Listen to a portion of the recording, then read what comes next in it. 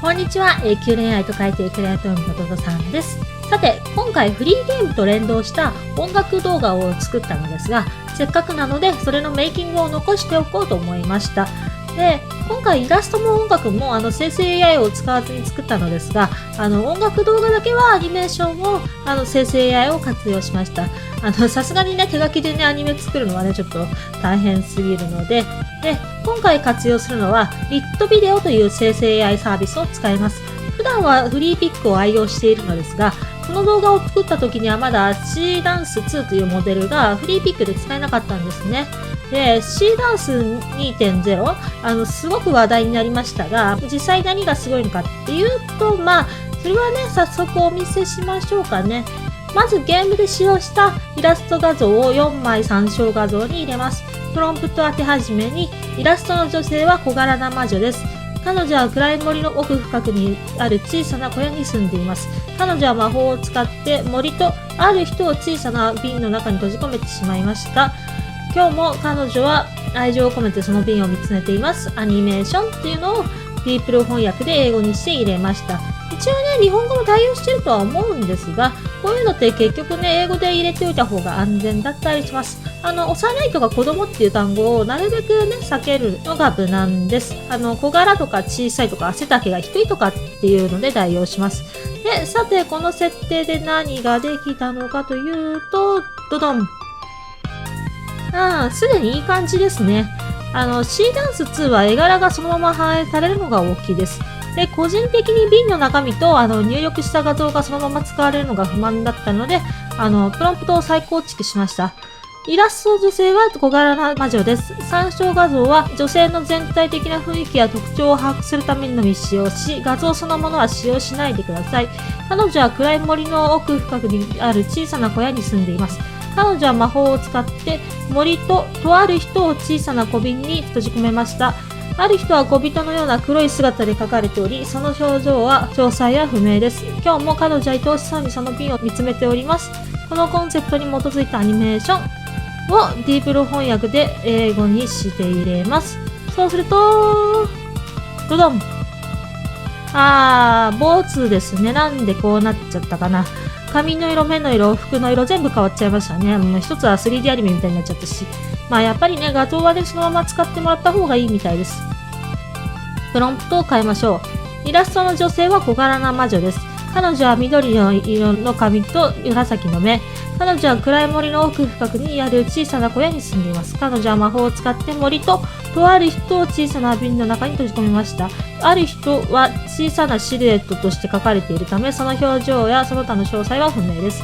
今日も彼女は愛おしそうにその瓶を見つめています。これがアニメーションの前提です。これを参照がその2枚だけにしました。トリミングをして文字を消しています。すると、ドドン。ね、かなり良さげになりましたね。もう、かなり良い。で、ここで一旦フリーピックで他のモデルを試しました。で、この動画がね、公開されてる頃にはフリーピックでも C ダンス使えるんですけど、動画を作ってる時はまだ使えなかったんですね。まず同じプロンプトで、モデルはクリング 3.0 オミニ。オミニは画像を参照させるスタイルでして、絵柄もさほど崩壊せずかなりいいなと思いました。空2プロ。空そのものは今後は使えなくなるんですけど、まだ使えるので試しておきましょう。ドドン。ね、キャラクターの絵柄と雰囲気が大きく変わってしまいましたね。特徴はかなり捉えているので、いい感じがするんですけどね。小瓶の話はもういいので、音楽動画よろしく女の子が踊ってる動画を作りましょう。入力画像はこの2枚だけ。リットビデオの C ダンス2に戻ってきまして、プロンプトはイラストの女性は小柄な魔女です。緑の髪と紫の目。彼女は暗い森の中で楽しそうに踊っています。これがこのアニメーションの設定です。さあ、やってみましょう。ドドン。肌黒。いや、肌黒いな。もう一個同じ設定で作ってあります。いや、踊れよ。踊ってくれよ。で、そういう失敗をすることもあります。で、入力画像を1枚にしました。そうすると、理想通りのね、踊り、いい感じになりましたね。これでリットビデオの月額クレジットを全部使い切ってしまいました。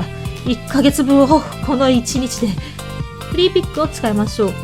呪文と入力画像は先ほどと同じで、クリング 3.0 ミニ、ちょっと動画が溶けてますが雰囲気はいいですね。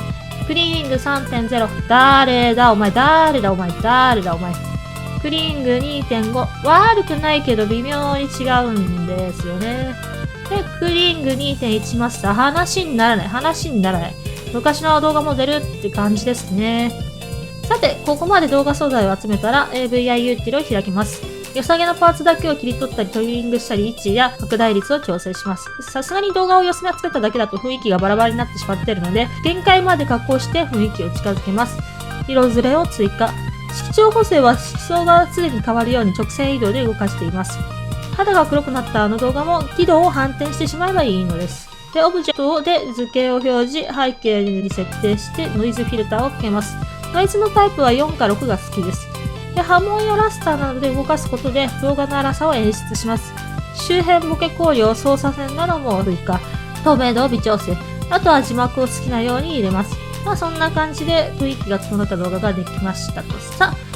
はい、以上になります。動画生成 AI にあるミュージックビデオの作り方でした。いかがだったでしょうか？ AI 動画なんて簡単でしょって言われると、そうだよってのと、地味に手間かかるよってのと、2つの気持ちが湧いてきます。金とガチャの加工のご利用しだよと言えばそうなんですけど、ね、もっと生成 AI 上手い人は私みたいに小賢しい加工なんてしないでどうにかしてるんだろうけどね、私はね、AI ガチャるの下手なだけで、何かの参考になれば嬉しいです。ここまでご視聴ありがとうございました。高評価とチャンネル登録よろしくお願いしますね。バイバーイ。